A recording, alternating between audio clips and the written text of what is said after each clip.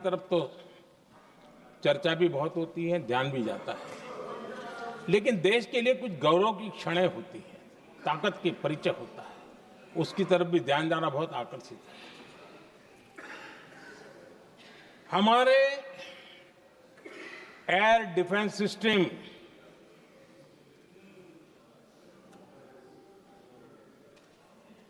दुनिया में इसकी चर्चा है। हमारे एयर डिफेंस सिस्टम ने पाकिस्तान की मिसाइल और ड्रोन्स उसको तिनके की तरफ बिखेर दिया था।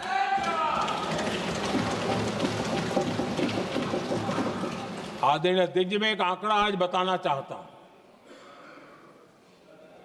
पूरा देश गर्व से भर जाएगा।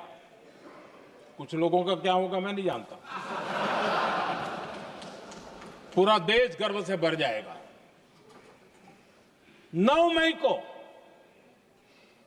पाकिस्तान ने करीब 1000 मिसाइलों और आर्म्ड ड्रोन्स के भारत पर बहुत बड़ा हमला करने की कोशिश की। 1000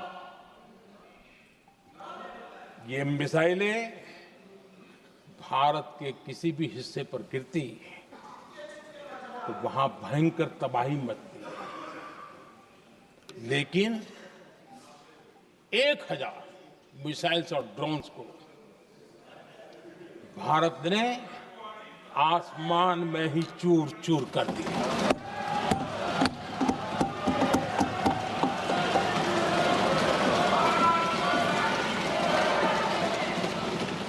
हर देशवासी को इससे गर्व हो रहा, लेकिन जैसे कांग्रेस के लोग इंतजार कर रहे थे, कुछ तो गड़बड़ होगी यार, मोदी मरेगा, कहीं तो फंसेगा।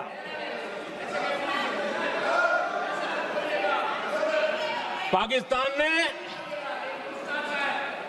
आदमपुर एयरबेस पर हमले का झूठ फैलाया,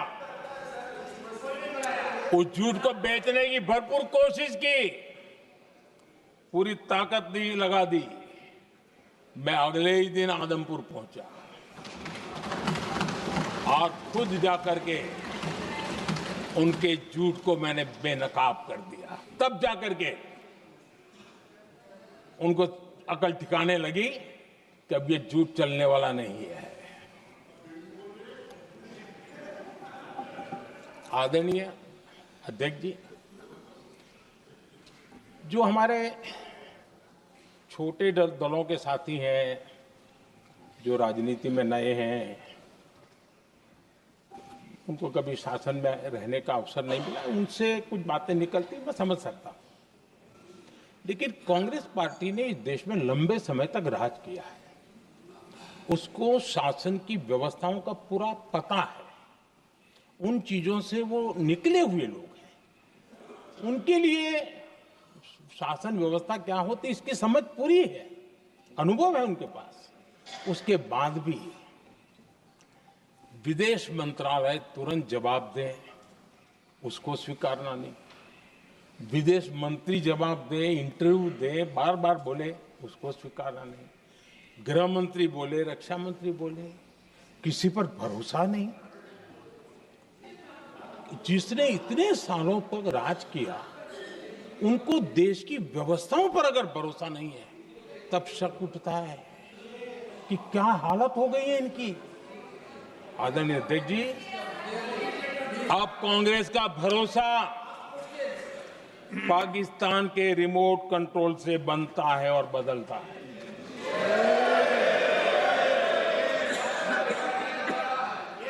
आदरणीय अध्यक्ष जी, एक बिल्कुल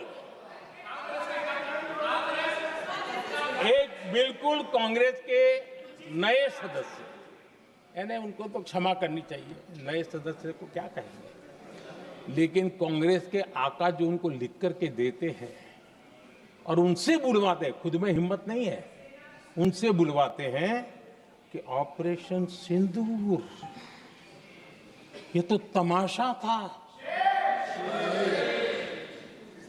ये आतंकवादियों ने जिन 26 लोगों को मौत के घाट उतारा था ना, उस भयंकर क्रूर घटना पर ये तेजाब छिड़कने वाला पाप है। तमाशा कहते हो?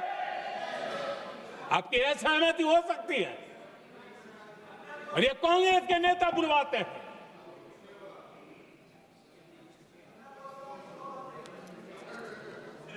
आदरणीय अध्यक्ष जी, पहलगाम के हमलावरों को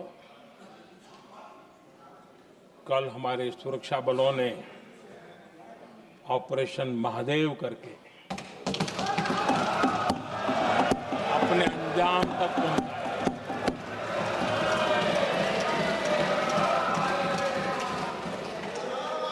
लेकिन मैं हैरान हूं कि यहां ठहाके लगा के पूछा गया कि आखिर ये कल ही क्यों हुआ।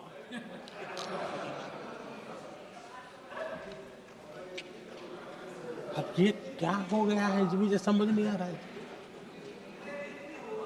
क्या ये ऑपरेशन के लिए कोई सावन महीने का सोमवार ढूंढा गया था क्या? क्या हो गया है इन लोगों को? हताशा, निराशा इस हद तक।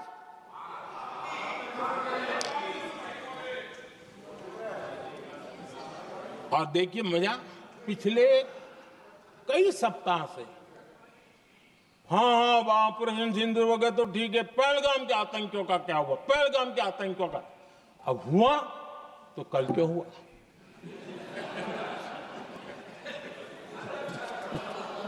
और कल ही क्यों हुआ? क्या हाल है अध्यक्ष जी का। आदरणीय अध्यक्ष जी,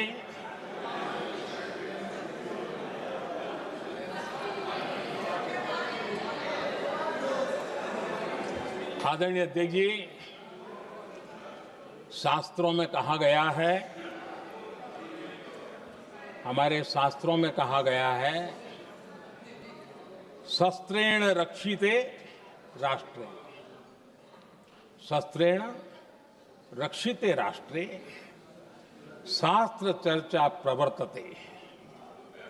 अर्थात जब राष्ट्र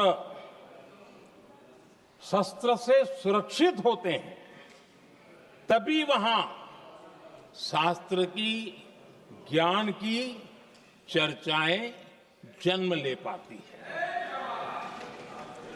जब सीमा पर सेनाएं मजबूत होती है तभी लोकतंत्र प्रखर होता है। आदरणीय अध्यक्ष जी, ऑपरेशन सिंदूर बीते दशक में भारत की सेना के सशक्तिकरण का एक साक्षात प्रमाण है। ऐसे ही नहीं हुआ है। कांग्रेस के शासन के दौरान सेनाओं को आत्मनिर्भर बनाने के संबंध में सोचा तक नहीं जाता था। आज भी आत्मनिर्भर शब्द की मजाक उड़ाई जाती है। वैसे वो महात्मा गांधी से आया हुआ है, लेकिन आज भी मजाक उड़ाई जाती है।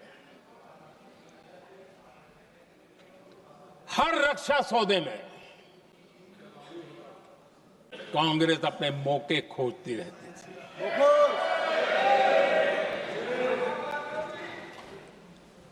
छोटे छोटे हथियारों को लिए विदेशों पर निर्भरता, ये इनका कार्यकाल रहा है। Bullet proof jacket, night vision camera तक नहीं होते थे और लंबा लिस्ट है।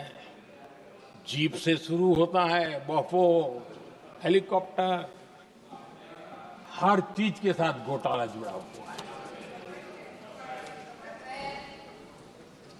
आदरणीय अध्यक्ष जी, हमारी सेनाओं को आधुनिक हथियारों के लिए दशकों तक इंतजार करना पड़ा।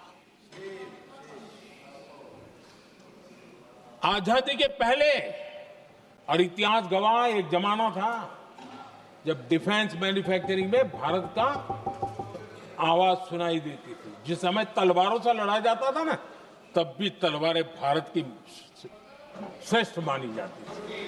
हम डिफेंस के इक्विपमेंट में आगे थे। लेकिन आजादी के बाद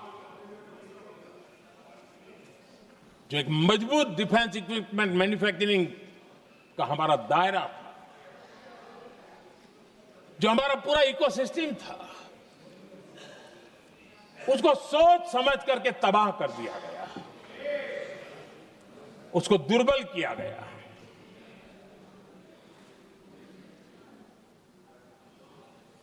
रिसर्च और मैन्युफैक्चरिंग के लिए रास्ते बंद कर दिए गए।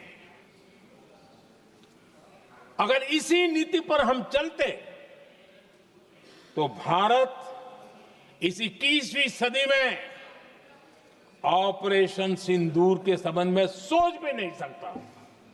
यह हालत करके रखा हुआ था उन्होंने।